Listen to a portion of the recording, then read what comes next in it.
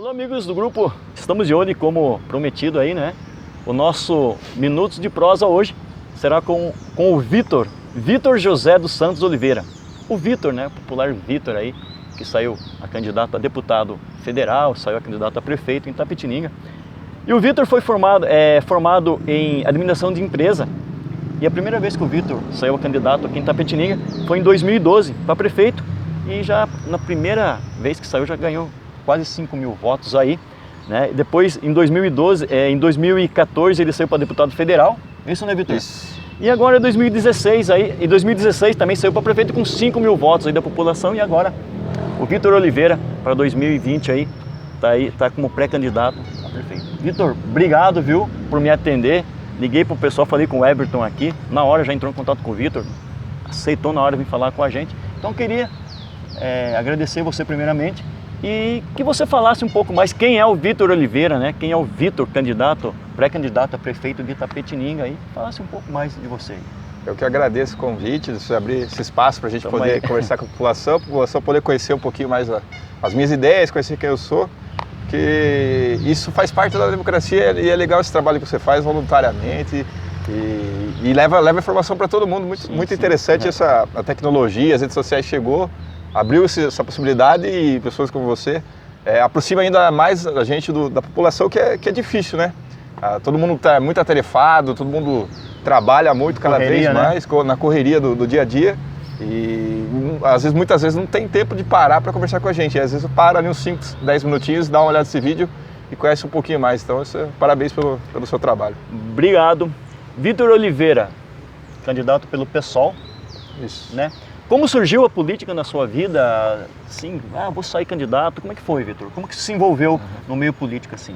Então, na verdade, eu nem imaginava. Eu tinha lá e meus amigos na escola, a gente questionava muita coisa e tal, a gente lia alguns livros juntos, a gente via notícias juntos e tal. E lá em 2010, teve eleições à presidência no Brasil e eu lá acompanhando debates, assistindo, e eu me interessei muito por um senhor que era candidato a presidente na época, que era o Plínio de Arruda Sampaio. Plínio de Arruda. Era bem senhor, mas ele falava com os jovens, isso era muito interessante. E eu me identifiquei muito, principalmente no último debate, no debate da Globo, ele falou lá e falou, eu falei muita coisa aqui, mas eu sei quem me entendeu foi os jovens. E os jovens é em que eu acredito, e aquilo parece que ele estava falando comigo ali. E ali eu comecei a olhar com outros olhos para o PSOL, que era um partido que fazia oposição aos governos do PT naquele momento, no momento que a popularidade do governo Dilma e do governo Lula, principalmente, eram altíssimos, passava a casa 70%, aquele pessoalzinho pequenininho lá, um partido pequeno, fazia oposição e tal, nas ideias que eu acreditava, e isso me motivou, e aí teve uma possibilidade de vir o pessoal para a cidade, eu fui para uma reunião, mas não para me filiar, e aí a gente chegou, como quase toda reunião política aqui, tinha pouquíssima gente, se eu e meu colega não nos filiássemos ao pessoal, acho que o pessoal nem teria acontecido, porque tinha pouquinha gente mesmo. E aí a gente filiou, eu já virei tesoureiro do partido, porque legal. Eram pouquíssimas pessoas, e foi por isso que a gente começou a se engajar. E aí eu me preparei, isso foi em 2011, me preparei para fazer a parte burocrática daquela eleição. Fazer a parte de contabilidade, de prestação de contas, cuidar de toda a parte administrativa e tal. Só que não tivemos candidato a prefeito, ninguém se colocou. Daí o Vitor... E aí eu tinha acabado de pedir demissão do meu trabalho, que eu estava pensando em ir embora da cidade, tentar a vida lá em São Paulo. Falei, tem aí um período entre esse período de demissão até eu vou sair daqui, então eu tô livre, me coloco como candidato, que era para colocar as ideias do partido, era meio que um chamado para outras pessoas que pensavam igual a gente, se aproximar e a gente construir algo maior. E foi muito difícil, porque todo mundo bem jovem ali, ninguém tinha uma experiência política, ninguém tinha sido candidato a nada, ninguém tinha levado uma campanha política. E mais difícil do que ser candidato é construir uma campanha. A gente fazia o papel de advogado, a gente não tinha advogado, a gente fazia o papel de contador, e nós não éramos contador, fazia o papel de produzir o programa eleitoral, e ninguém ali era produtor, então foi muito difícil, e inclusive foi uma campanha ruim nesse sentido, porque era até que meio engraçado e tal, porque era tudo muito ruim. Mas mesmo assim ganhou quase 5 mil votos. Por conta do debate na TV Tem, que quando a gente chegou, porque a gente disputou a campanha até com um espaço maior, a gente disputava todo mundo lá com uma campanha profissional, que gastou muito dinheiro, e a gente com uma campanha lá que gastou R$2.000, contratamos uma pessoa que fazia casamento para gravar o nosso programa eleitoral e tal. E aí quando a gente teve a condição de ter a mesma câmera, a mesma iluminação, o mesmo microfone, em condição de igualdade, aí o que fazia a diferença ali era o conhecimento que a gente tinha. Sim, e legal. aí eu consegui fazer o debate. E não é que eu era muito bom, é que os outros também não eram tão bons assim, né? Não é que se tivesse candidatos melhores ali, talvez eu tivesse passado vergonha, mas... Imagina, eu acho que... E para deputado, Vitor, como que surgiu também essa ideia? Porque vereador nunca pensou em sair. Então, o vereador, na verdade, eu não precisava nem sair candidato a prefeito. Aí depois que eu tive 5 mil votos, aí naturalmente, eu já sempre ficava, o cara foi com esse terceiro número colocado. de votos, você ganharia para vereador ou não? Ganharia, eu tô enganado, eu não né? entendo muito. Ele me elegeria vereador e talvez puxasse mais um junto. E não pensa em sair em vereador? Mas a campanha de vereador, dificilmente eu teria tido 5 mil votos se eu fosse candidato a vereador lá em 2012. E mesmo entendi. agora, se eu saio candidato o ano que vem, dificilmente eu teria 5 mil votos, porque é uma campanha, vereador é uma campanha cara. Se eu juntasse todo o dinheiro São mais candidatos também concorrendo, né? Mais candidatos, tem uma campanha assim, o Vitor, na cabeça das pessoas, se o Vitor teve 5 mil para prefeito e agora na última tive 8 mil, ele já está eleito. Daí você vai votar em mim, o cara fala, viu, o Vitor já está eleito, vota em mim aqui, entendi. porque ele já está eleito. E aí isso pulveriza, então dificilmente você consegue repetir esse sucesso. E o pessoal, né, hoje a gente é muito mais organizado, a gente vai ter uma boa chapa de vereadores, com representantes em vários bairros, inclusive em distritos, na zona rural e tal, mulheres, homens, enfim, uma chapa bem plural. Então a gente vai, a ideia, né, a gente é pré-candidato ainda, eu saio candidato a prefeito, e esses vereadores e vereadoras saem também, e a gente vai debater uma cidade que a gente deseja, que é uma cidade que de certa forma tenha oportunidades mais iguais. Hoje a gente tem uma desigualdade das oportunidades. A gente vai conseguir fazer uma revolução, transformar a cidade vai ser... Ainda não, isso é impossível dentro do jogo que está colocado hoje, dentro do orçamento da cidade. Mas é possível melhorar dentro do que a gente tem hoje. Dá para fazer melhor com o que a gente tem e ir posicionando a cidade melhor para fazer mais. E hoje em dia também, como você falou, com a dificuldade em 2012, que era com a propaganda, com os vídeos em si, hoje em dia está mais fácil também, né? Sim. Hoje em dia você pega um celular bom aí, você consegue fazer vídeos bons. Hoje em dia a mídia social, ela é bem acessível. As pessoas hoje em dia, às vezes um vídeo de Facebook é mais visto do que uma entrevista numa TV Tem. Sim. Né? A TV Tem, logicamente, que ela vai pegar mais pessoas em outras cidades, né? Uhum. Mas local, eu acho que a rede social ela ajuda muito, né, nessa parte de divulgação, né, Vitor? Em 2016 a gente foi rifado pela TV Tem, né? A gente não foi convidado para as entrevistas no estúdio, não foi convidado para o debate. Porque foi um critério da TV Tem. Ela poderia convidar ou não convidar. Ela criou um critério que tinha que ter o número de 10 deputados federais na Câmara ou partido político. E aí a gente não tinha. Daí, lá em Sorocaba, por exemplo, o Raul, que era candidato do pessoal, foi convidado. Aí eles criaram um critério. Onde não tinha 10 candidatos, tinha pesquisa eleitoral. Aqui eles também não fizeram pesquisa eleitoral. Então o candidato tivesse mais de 5%, seria convidado. Lá em Sorocaba, o Raul foi convidado. Aqui em Itapetininga, eu não fui convidado. Foi um critério da TV Tem. Aí a gente fez uma live no mesmo dia do debate. A live atingiu 30 mil pessoas, um pouquinho mais de 30 mil pessoas. Não foi um número ruim. Só que para a grande maioria das pessoas, como é que é? O Vitor é candidato para apresentar no debate, então era como se eu estivesse numa segunda divisão. Entendi. Eu estava na segunda divisão do Campeonato Brasileiro e os candidatos na primeira divisão ainda se terminei em segundo lugar. Bom, cara, parabéns aí. Vamos falar agora, o Vitor Oliveira vai sair para prefeito. Vitor ganhou a eleição, é prefeito de Itapetininga. Como que você vê hoje o cenário de Itapetininga? Vamos tirar a parte de educação e a parte de saúde, que todo mundo que é candidato vai falar assim, minha prioridade é saúde e educação. Isso eu sei que é e não é nem prioridade, tem que ser, é obrigação sua. Saúde e educação, primeiro lugar, é uma opinião minha.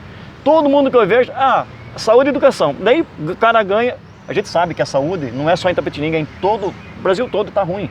E é difícil você consertar a saúde da noite para o dia. Educação é a mesma coisa. O que o Vitor vê de prioridade, assim, tirando a saúde e educação em Itapetininga, que está precisando dar uma melhorada, o que você... O ponto de vista do Vitor. Sim, na verdade, falando como administrador. O administrador, Itapetininga tem uma questão que, assim, ela não junta o máximo possível de informações para ela entender onde está o maior problema, para ela colocar mais força. Porque se você não tem, para todos os problemas, você não tem uma solução para todos os problemas, você tem que pegar onde está o maior problema e colocar mais força. Isso. E encontrar a ferramenta correta, porque... Tem coisas que você resolve com chave de fenda, tem coisas que você resolve com martelo. Se você tentar resolver tudo com martelo, você vai quebrar a parede. Não dá certo. Não vai dar certo. Então, o que realmente, a gente precisa... Você já tentou pregar um prego com alicate? É difícil, dá martelar... Às vezes você acerta até o dedo. Acerta o dedo, tem que ser com martelo, tá certo. Então você tem que saber o tamanho do seu problema, juntar a maior capacidade que você tem para resolver e utilizar as ferramentas corretas para isso. Nosso problema hoje, antes de saúde e educação, é isso. A gente não... Quem está lá na gestão, e independente de ser hoje a Simone, ou já foi os anteriores, é isso. Tem muita informação, mas eles não transformam isso em dados úteis. Então a capacidade de resolução do problema de Itapetininga, dos problemas de Itapetininga, que é a grande problemática nisso tudo. Então, se a gente sair perguntando aqui na praça, o que você acha que é a prioridade? Cada um vai falar uma coisa. A sociedade é isso. E se você perguntar para os políticos, para os vereadores, também cada um vai falar alguma coisa. Mas a verdade é que você não tem uma organização lá na prefeitura para resolver cada um desses problemas. E encontrando um problema e falar, ó, agora a nossa prioridade é isso aqui, vamos colocar nossa força aqui. Ó, o problema nosso é o hospital regional, máxima força aqui. O problema nosso agora, ó, a gente não tem vaga de creche para todo mundo, essa é uma prioridade. Como é que a gente vai solucionar isso? Onde a gente vai colocar o dinheiro para resolver o maior problema? Vamos levantar a questão da saúde. Resolver em conjunto, né? Resolver em conjunto. Onde está... Nosso maior problema na saúde, na verdade, está lá na atenção básica. Sim. Que o posto de saúde ele pode resolver 90% dos nossos problemas. Porque o hospital regional, inclusive, ele não deveria ser responsabilidade do município. Porque quando a gente paga nossos impostos, a maior parte vai para o governo federal, uma outra parte importante vai para o Estado. Mas o hospital, desculpa me interromper, o Léo Orsi Bernardes não é mais regional, né? Então, na verdade, só em nomenclatura, mas ainda ele recebe recursos do Estado.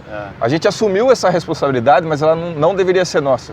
Porque aí o governo do Estado ele recebe uma parte importante do que a gente paga de imposto para manter os hospitais. Então, qual que deveria ser a briga de todo gestor da cidade e de toda a cidade, inclusive? É de que esse hospital fosse estadualizado de fato. Porque acontece? A gente vai ter, acho que, 140 milhões de reais para investir em saúde.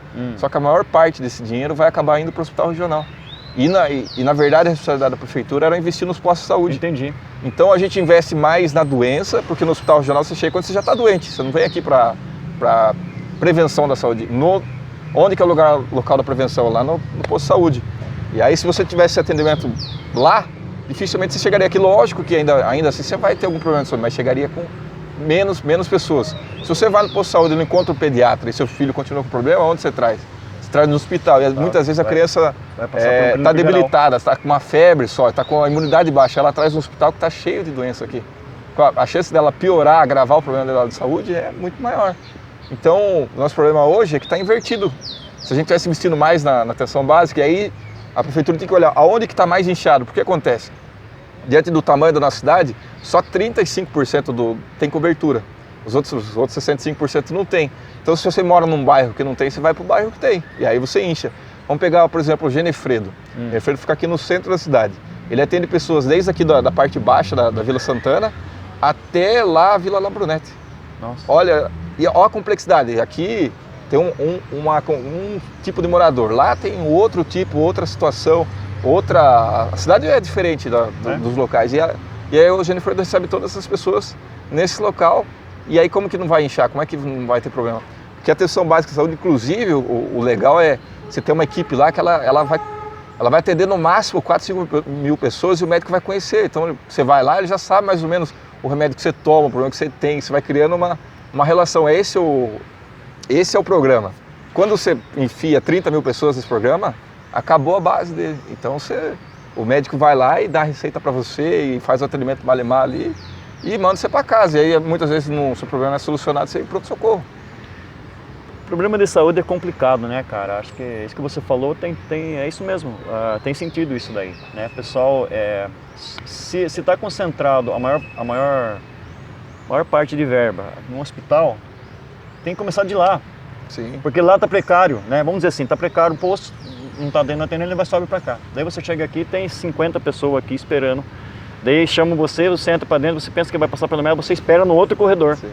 Daí você espera mais 40 minutos, 1 hora ali dentro. Eu falo para você porque eu passei por isso e foi desse jeito mesmo. Então, você vai nos postos de saúde, sem contar que os médicos atendem uma quantia X de pessoas, que eu acho um absurdo isso.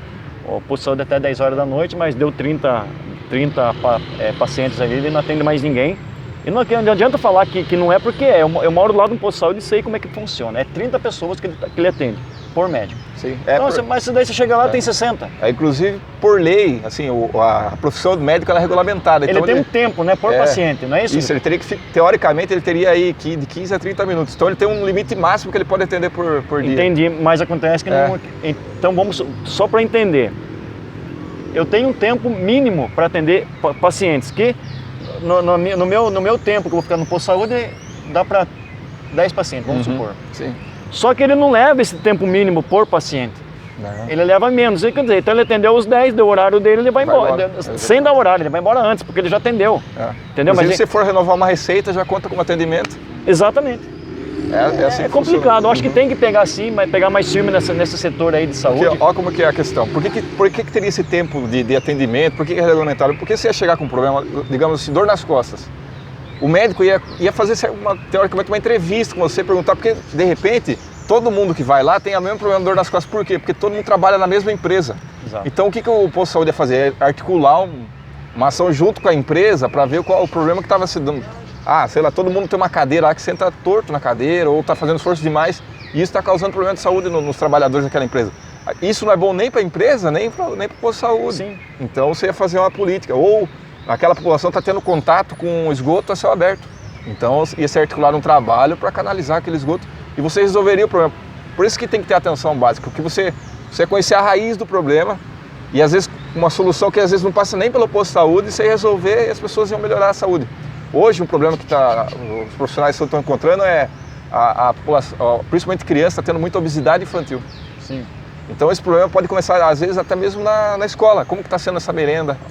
Como é que está sendo essa alimentação? Como é que está sendo indicado para os pais?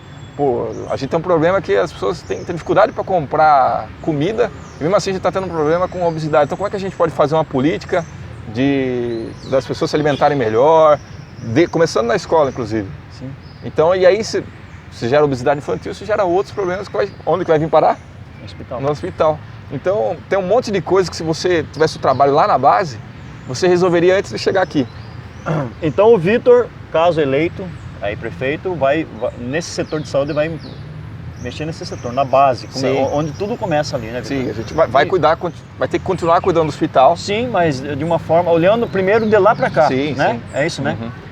E você acha, Vitor, que na sua opinião, acho que, vamos falar agora da Câmara dos Vereadores, essa sintonia, prefeito, Câmara Municipal, tem que ter, né, Vitor? Mas acho que, na minha opinião, acho que tem que trabalhar junto, porque o que eu vejo é que uma turma rema para um lado e a prefeitura rema para o outro. Né? E isso não vai chegar, isso nunca, parece que uns torcem para que dê errado o que a prefeitura está fazendo, parece que daqui torce para dar errado. Então acho que tem que andar junto. Como que o Vitor resolveria esse problema? Qual a ideia do Vitor? Então, na verdade, se o prefeito ou a prefeita souber utilizar no bom sentido os vereadores, elas seriam 19 pessoas olhando por onde seriam mais 19 pessoas olhando para problemas e assim, com contato mais próximo, porque o prefeito ou a prefeita às vezes está preso lá no gabinete resolvendo um monte de problema. Isso. E não consegue ter esse olhar. Os vereadores poderiam fazer essa parte. E os vereadores conseguem fazer isso. Então, o que o prefeito tem que ter? Tem que ter um contato mais próximo, contato direto. O vereador, apareceu um problema para você, pode me procurar aqui que a gente vai dialogar. Não importa o seu partido, o que é que você pensa, porque eu preciso resolver esse problema, você, vereador, precisa resolver esse problema e a população também. Tem coisa que às vezes não está dentro da possibilidade, mas aí a gente vai dialogar. Vamos fazer uma reunião no bairro lá, o vereador já está sendo pressionado, vamos junto, nós dois no bairro lá, vou colocar minha cara a tapa e a gente vai colocar qualquer situação e vamos dar um prazo. Vamos dar um prazo, a gente vai voltar e se a gente cumprir, a gente vai voltar e se não cumprir, a gente vai voltar. Precisa ter melhor esse diálogo. A prefeita hoje, ela tem maioria na Câmara. Ela conseguiria aprovar, inclusive mais de 2/3, conseguiria aprovar qualquer projeto de lei, qualquer situação. Então ela não tem essa dificuldade, mas como é que está, de que maneira está baseada essa maioria aí? Os vereadores, por que eles estão entregando esse voto para ela aí? Aí é uma outra avaliação, eu não vou aqui se aliviando e dizer como é que está. Aí as pessoas, cabem elas avaliar de que maneira isso funciona. Eu acredito no diálogo.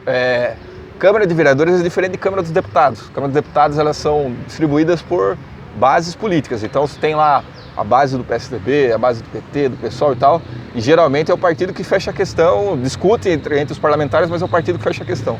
Aqui você não tem base, você não tem...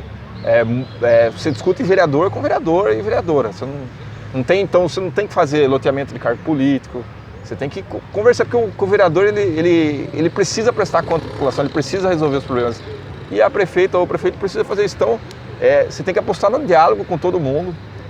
Você tem que entender que o vereador é um olho a mais lá na região que ele está, principalmente, e utilizar isso a seu favor, não utilizar isso de maneira ruim, achar que o vereador, inclusive, é seu inimigo. O vereador, às vezes, ele faz a crítica e você tem que entender a crítica. Porque o outro problema do político, de modo geral, é que ele se enche de puxa-saco. E aí todo mundo tá ali para bater nas costas e falar, você tá bem, o vereador tá lá falando mal, isso aí, ó, que ele quer seu lugar, ele é da oposição, ele quer o seu mal. Não, pô, vamos avaliar, será que o que ele tá falando tem razão? Ou, vereador, vamos conversar? Por que você acha isso? Olha, não é isso, é aquilo. Exato. Vem aqui, ó, vamos entender essa situação. Tem que ter diálogo, porque senão não adianta. Você não pode querer fazer reunião só com a sua base de situação, você tem que convidar a oposição para a reunião também. Senão você fica só com sua visão oca, fica distorcida. Se você não andar junto com você. Porque às vezes o papel da oposição também é esse, é de questionar, de mostrar os problemas, de apontar. É fácil, pô, mas a oposição só fala, não faz nada, porque a oposição não tem capacidade de Mas se eu trago a oposição para mim, assim, sim, que eu digo, dialogar, conversar, eu não tenho tanta acusação, exatamente, porque eu estou conversando, entendeu? Então eu acho que é assim, porque está muito explícito isso, né? Sim. É uma turma, não tem nada contra, viu, gente? Cada um faz o que quer, mas é um acusando, outro tentando se defender, sim, sabe? Então, e o povo fica no meio sem entender. Às vezes eu não entendo, eu vejo coisas no Facebook que eu não entendo o que está acontecendo, porque um está metendo pau, o outro, entendeu? Então é complicado, cara, é complicado essa situação aí, de oposição à situação. Parte de um pressuposto que daí todo mundo é inimigo. A oposição é inimiga, a oposição não é inimiga, porque a oposição recebeu os mesmos votos que você, está lá eleita no mesmo jogo ali eleitoral, digamos assim.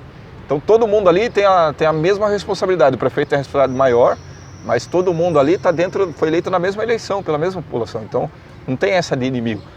Isso não tem então exceção. Lógico que tem exceção, tem gente que está sobre outros princípios, né? Não tem como você fazer essa avaliação, mas essa não é a regra é que todo mundo ali foi eleito sobre a mesma intenção. Aí se tem a exceção, daí é paciência.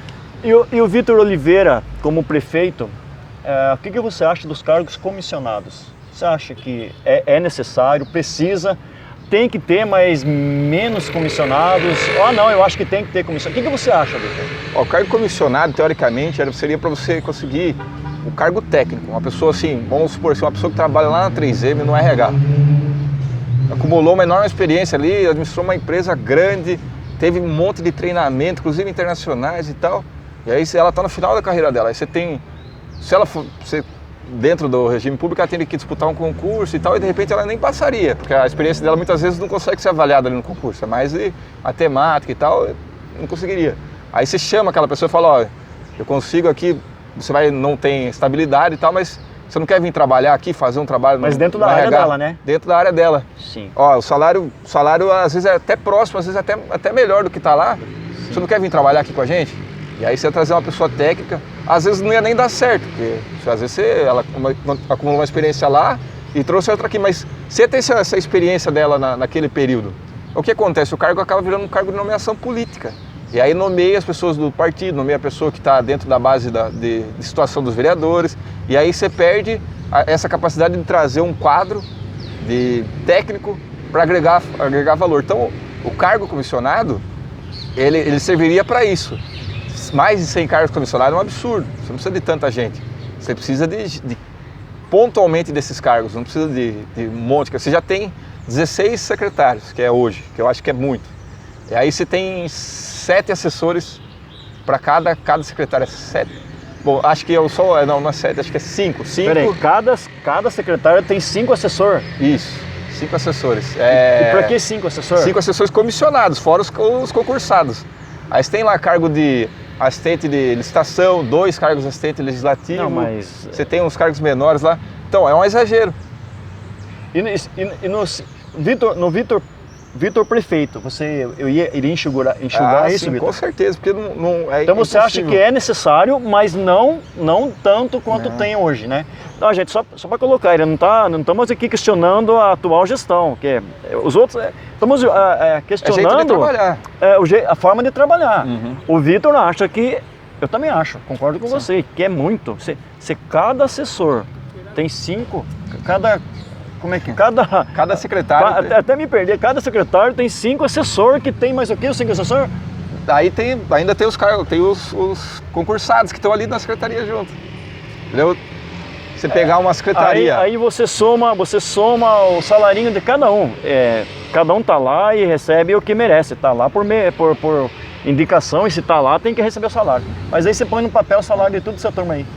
Vamos pegar o vice, tem direito a mais 2 assessores, só o vice-prefeito.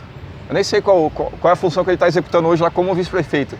Tá, mas ele tem direito a mais dois assessores lá, diretos para ele. Tem direito a mais gente também. Fora assim motorista, fora outras benesses que esses cargos promovem. Então, às vezes uma secretaria que nem tem muita capacidade de investimento, como a Secretaria de Cultura, de Esporte, ainda tem esse inchaço de assessores ali, que acaba majorando ali a folha salarial, e aí ela não tem capacidade às vezes de criar um projeto num bairro, porque todo o dinheiro que é destinado àquela pasta vai para pagar salário de funcionários concursados e comissionados. Entendi. Gente, a política aqui, se for ficar conversando com o Vitor, a gente vai amanhã passar a tarde inteira, que o homem entende, rapaz. O homem tem conhecimento. Eu não entendo nada, sabe? Eu tô perguntando e ele tá respondendo.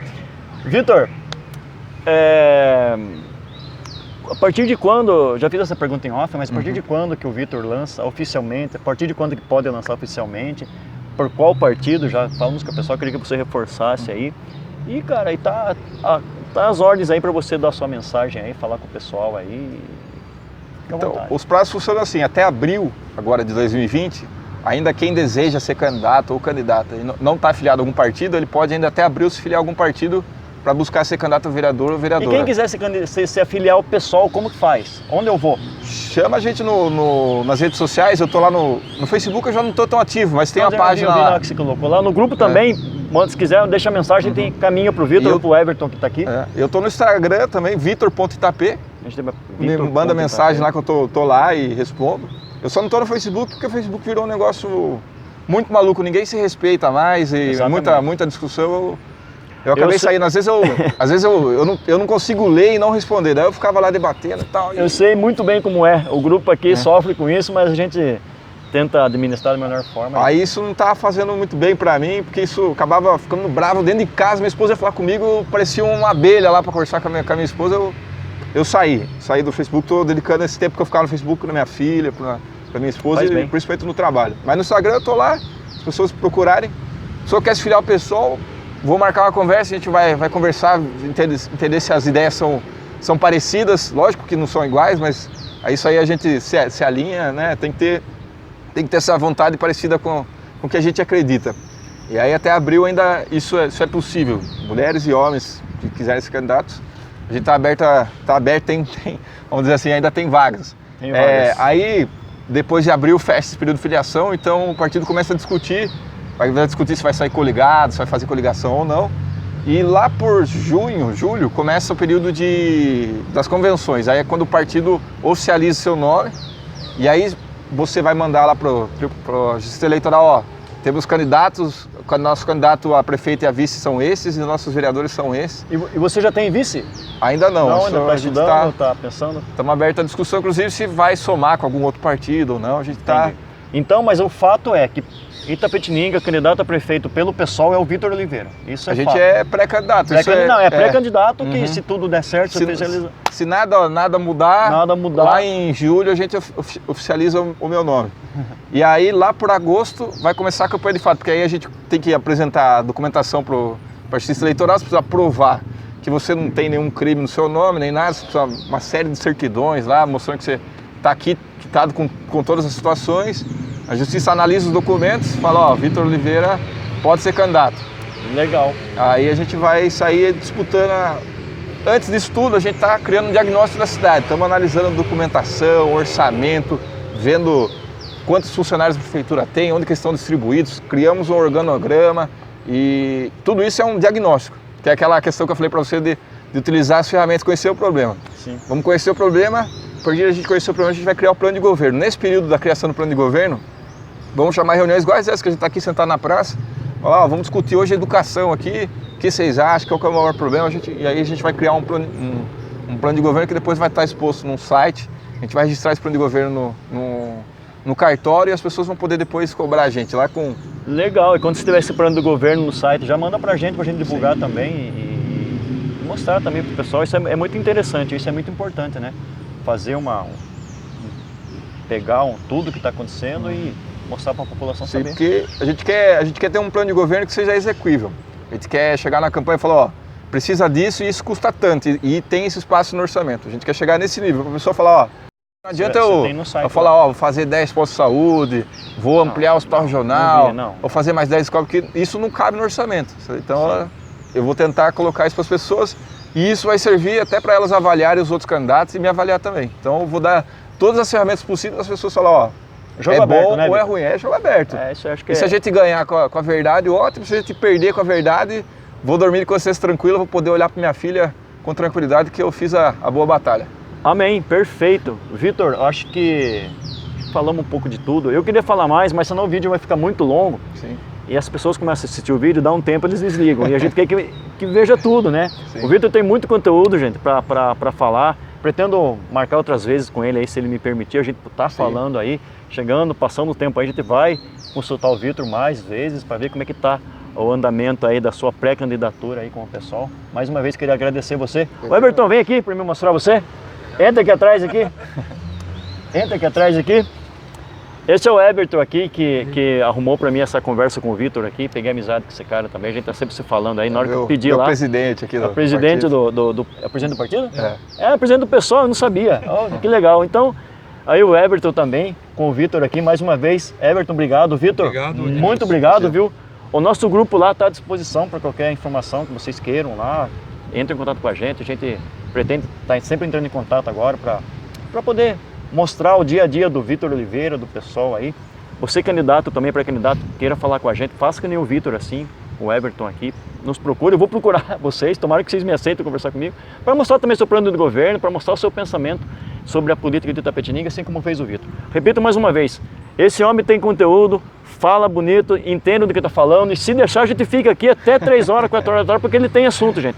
Mas por questão do vídeo não ficar muito longo, a gente está parando por aqui. Eu acho que deu para falar um pouco de tudo, né, Vitor? Sim, acho que das básicas, hein? Você quer falar mais alguma coisa aí? Não, só agradecer muito pelo espaço. Isso foi uma ótima conversa que a gente fez aqui. Legal. E estou à disposição aí para as pessoas que quiserem. Eu quero uma conversa particular com o Vitor, quero questionar ele, colocar ele na parede. Isso é importante. Estou à disposição aí, porque é isso. A política é do diálogo.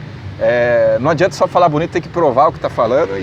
Inclusive você, foi bom você falar, você vereador, o candidato que está aí, ouviu essa entrevista e achou que o que ele falou aqui não tem fundamento, você pode procurar, o Vitor vai falar com você, né, Vitor? Sim. Às vezes você quer questionar o Vitor, o que você falou, pera um pouquinho, então você conversa. Eu acho que tem que ter diálogo, gente, não é sair acusando, sair falando, porque falar até papagaio fala e aí fica difícil, né? Então acho que tem que questionar mais com educação e conversa, chama ele. Gente, Vitor, e aí? Não, ele vai mostrar para você o que ele falou, por quê, de onde ele tirou aquilo, né? Tem que ter fundamento, né? Com certeza, senão é mentira. Gente, então é isso aí. Mais uma vez, Vitor, muito obrigado. Fugiu o nome? Everton?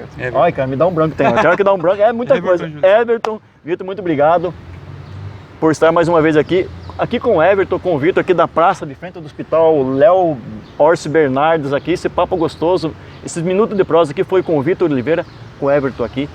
Como digo sempre, estamos de olho. Obrigado. Isso aí. Até mais. Valeu.